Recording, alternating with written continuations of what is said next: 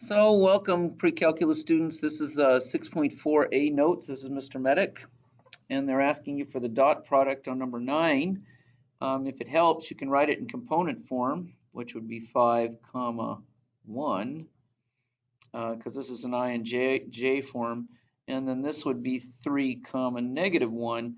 But the reality is I can do it from this just as easily. So the dot product is going to be this 5 times that 3 plus this 1 times this negative 1. So that's going to get me 15 minus 1, so the answer is 14.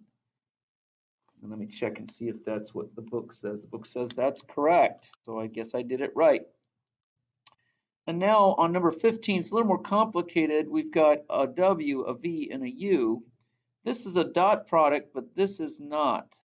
So that's going to mean we're going to get a single number out of there called a scalar, and then we're going to multiply that times the vector u. So 3 times w would be 3 times 1 comma negative 4, and then we'll take that answer and dot product it to v, which is negative 5 comma 3, and then once we got those answers, we're going to multiply that times the matrix 2, 2. I mean the vector 2, 2. So first I'm going to multiply that by 3. I get 3 negative 12, and I'm going to dot product that with negative 5, 3, and that should get me 3 times negative 5 plus negative 12 times 3. And then I take that answer and I'm going to multiply it times 2, 2, the vector 2, 2. So I get negative 15 minus 36 times 2, 2. And negative 15 minus 36 is negative 51 times 2, 2 is going to get me negative 102, negative 102. That's a horrible gang sign. Parenthesis. Let's try that. Let's see if that answer is correct. It is correct. And the answer, it does ask whether it's a scalar or a vector. In this case, it is a vector. So that's how you do those. And this is harder than most of them.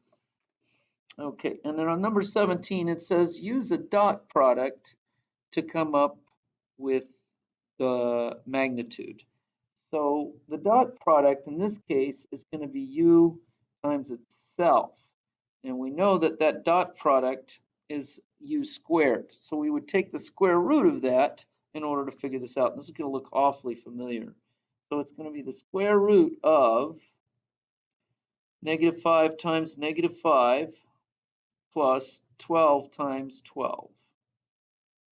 And some of you already know where we're going with this. This is going to be the square root of 25 plus 144, which is the square root of 169, which is 13. That's our answer.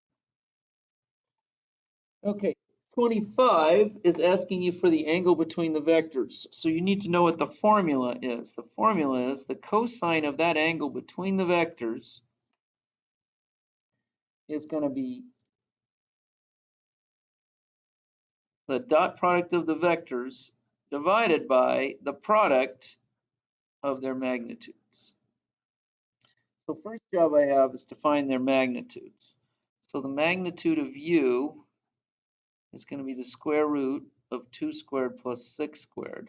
And the magnitude of v is going to be the square root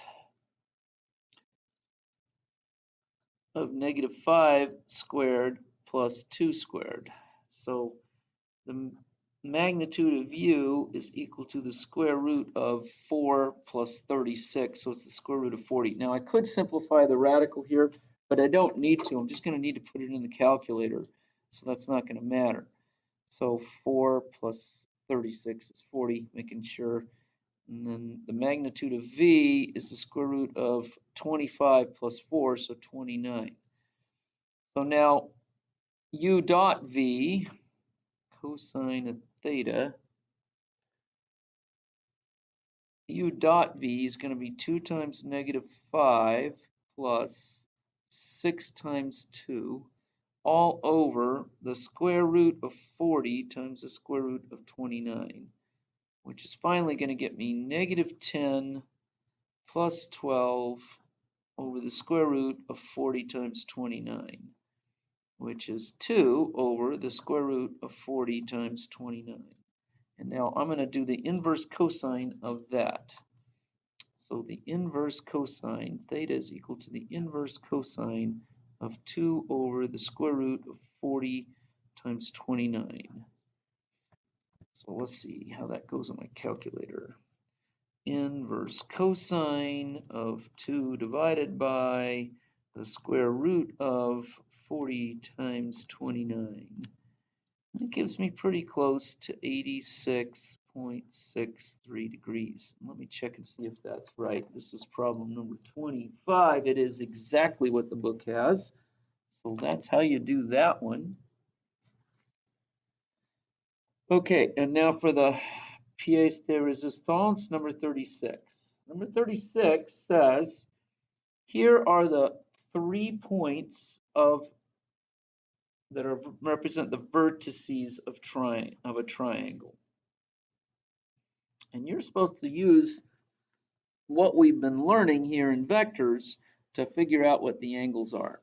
Now, this is kind of a weird way to do it. It would be easier to find out what the lengths of the 3 sides are and use the law of cosines. But in this particular case, it asked us to do it this way, so that's what we're going to do. So I'm going to draw a graph of it first. -3, -4 is going to be in quadrant 4. That's going to be quadrant 1. That's much further up into quadrant 1. So I'm going to draw a quick sketch. I'm going to let each space stand for 2 so I can fit the whole thing on here. And I want to keep it square grid so that I can get a realistic idea of what the angles look like. Well, -3, -4 is right there, and I'm going to call that point A. I'm going to call this one point B and that one point C.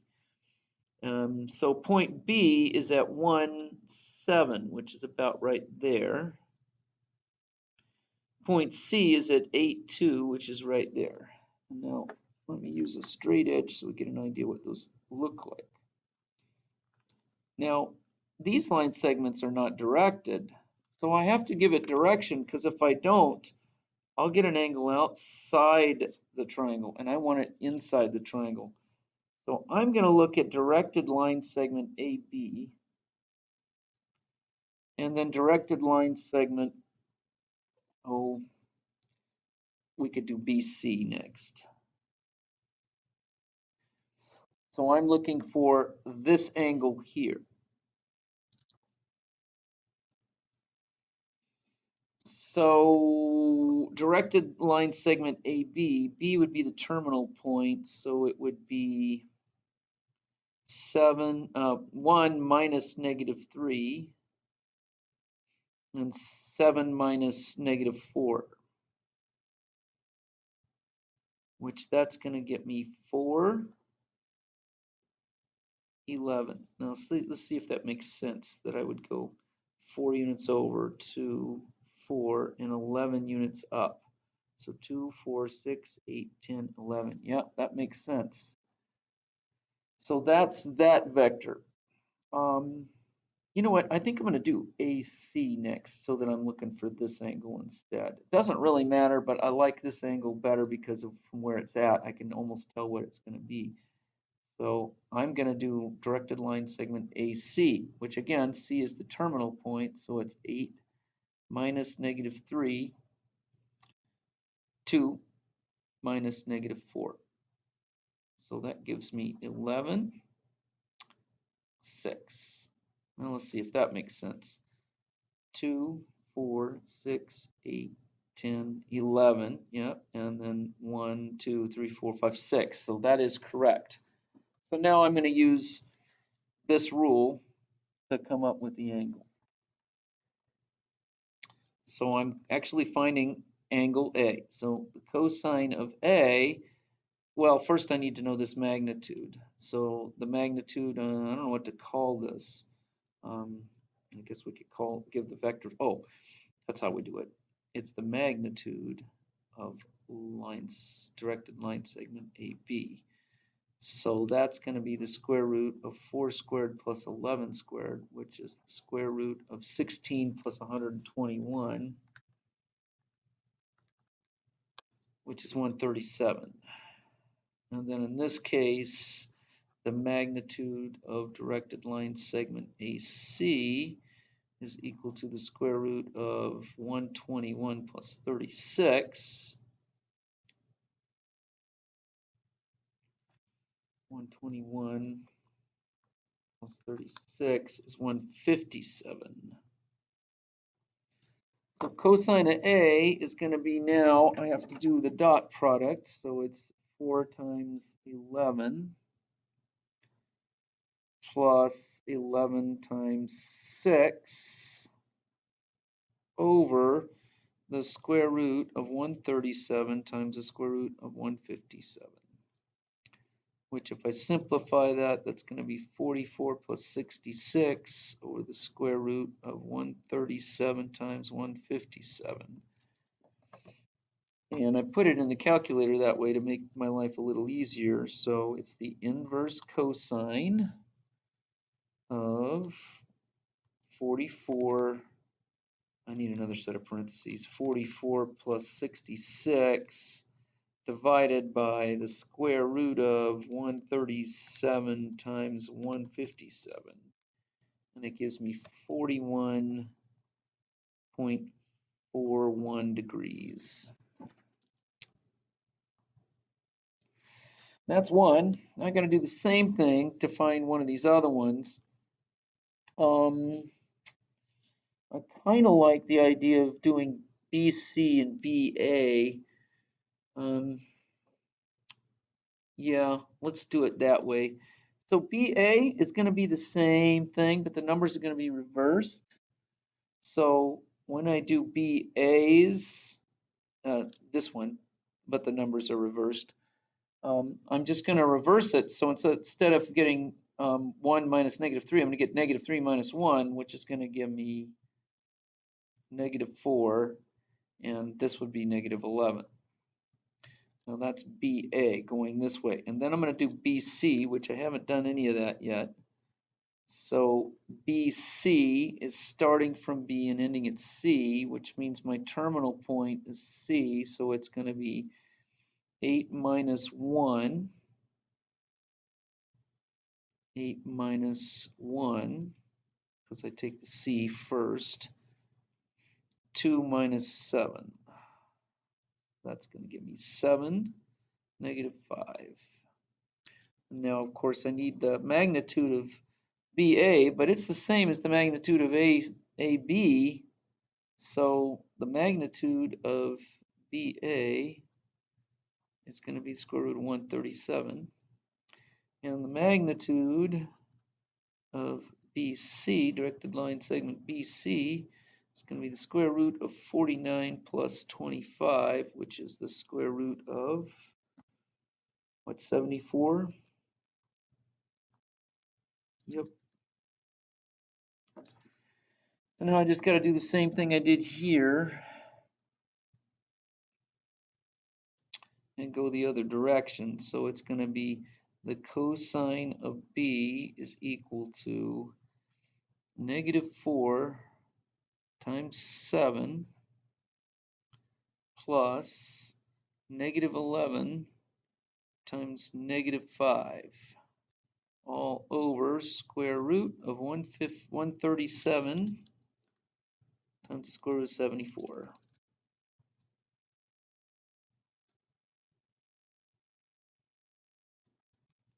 Which simplifies to -28 plus 55 over the square root of 137 times 74.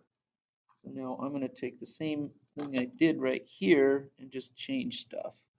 So I'm going to go up and grab that, and instead here I'm going to put -28 plus 55, still 137, but we're now going to go times 74, like the little trick I did putting that 0 in there.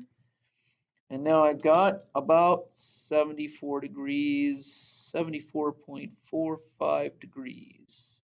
And now to find the other angle, all I got to do is add those two and subtract 180. So this is angle C, it's 180 minus B minus A. Now watch how I do this in the calculator. It's kind of tricky. I'm going to zoom in so you can see it. 180 minus that minus that, and it tells me it's 64.15 degrees.